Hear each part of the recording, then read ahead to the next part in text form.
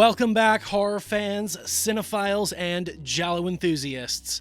This is Tanner Leeser, your host for all things giallo here on The King in Giallo. Our next stop on our journey through giallo cinema is The Night Evelyn Came Out of the Grave, directed by Emilio Paolo Miraglia, released in 1971. This video is an edited down version. Herein, you will find the overview portion of the full-length video. Coming next week will be the complete deep dive with the review and GialliTally.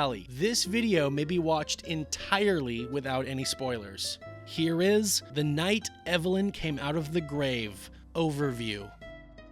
The Night Evelyn Came Out of the Grave is an Italian production. The film is directed by Emilio P. Miraglia, who co-wrote part of the film along with Massimo Felisati and Fabio Pittoru. The film's score is composed by Bruno Nicolai. The cast includes Antonio Steffen, billed as Anthony Steffen, as Lord Alan Cunningham, Marina Malfatti as Gladys Cunningham, Erika Blanc as Susie, Enzo Terrascio, billed as Rod Murdoch as George Harriman, Giacomo Rossi Stewart as Dr. Richard Timberlane, and Umberto Rojo as Farley. The plot follows Lord Alan Cunningham, who occasionally suffers from blackouts of a dark and violent nature, which often result in him committing debaucherous and heinous acts. But they all seem to go away once he meets and falls in love with Gladys. After she moves into his castle, she begins seeing visions of a ghostly woman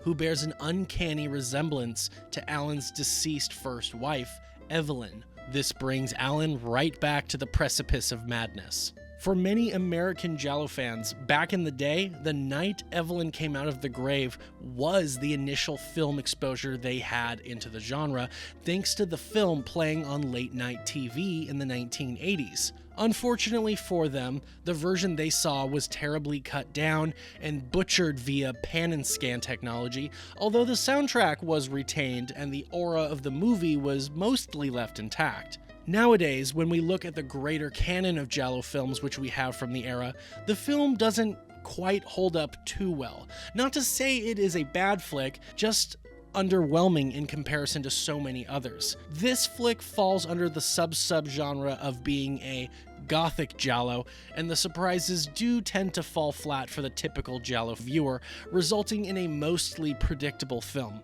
Working against the film are its dependence on weirdness over logic, and the main character being terribly underdeveloped. His form of madness is not well established and seems to not even be relevant as the plot thickens. The main twist is telegraphed to the extent that it becomes obvious for many what will actually happen. Alan is also, sadly, not very empathetic as he continues to make poor decisions in succession.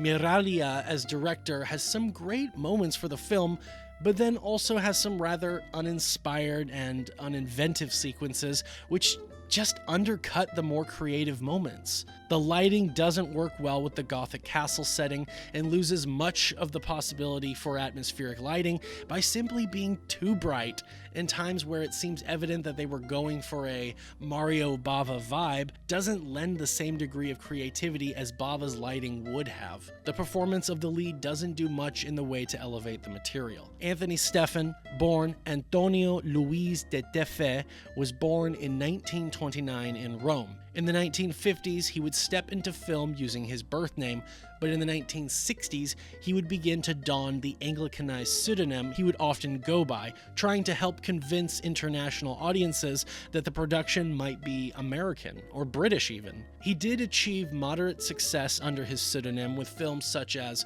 Ringo, Face of Revenge, 1967 by Mario Gaiano, Gentleman Killer, 1967 by Giorgio Stegani, Django the Bastard, 1971 by Sergio Garrone, which would be unofficially remade as High Plains Drifter, 1973 by Clint Eastwood. Steffen's later giallo credits would include the films such as Tropic of Cancer, 1972, and Play Motel, 1979, not to mention some movies which are right on the cusp of being giallo-like. The Killer with a Thousand Eyes, 1974 by Juan Bosch, and The Killers Are Our Guests, 1974 by Vincenzo Rigo. Steffen's acting can best be summed up as an acquired taste, and already in the 1970s his box office draw was beginning to dwindle in Italy, and mostly fizzled out in the 1980s with the collapse of Italian cinema. He passed away in 2004.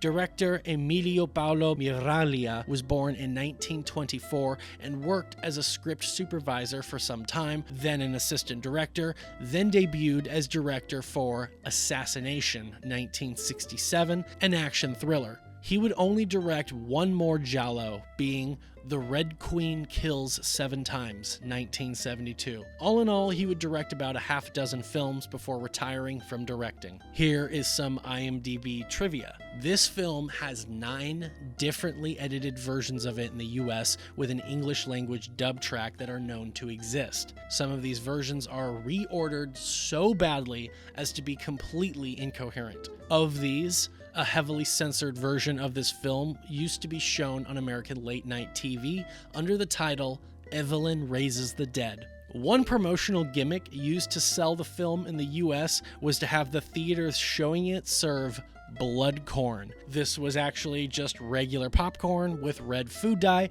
that had been previously poured over it. Thank you for watching this overview-only video. Don't miss the full overview, review, and GialliTally for The Night Evelyn Came Out of the Grave next week. As of right now, you can find the movie streaming on Tubi.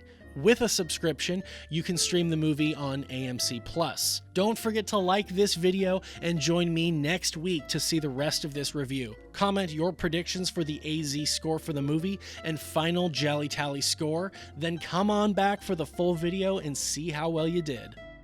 Please like this video, share it with your friends if they are horror fans or cinephiles, subscribe to The King in Giallo if you haven't yet, and if you have any questions, thoughts, curiosities, or concerns, leave those below in the comments section and I will get back to you. Give The King in Giallo a follow on Instagram and a like on Facebook.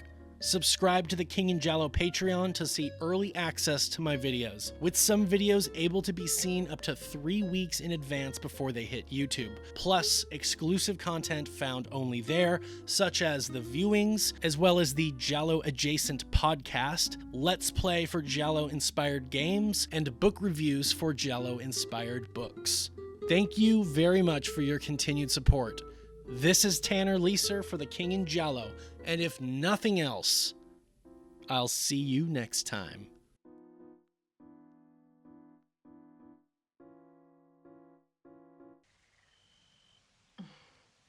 Oh! Che cosa ti prende? Sei diventato matto? Scusami, ero convinto che fosse una parrucca.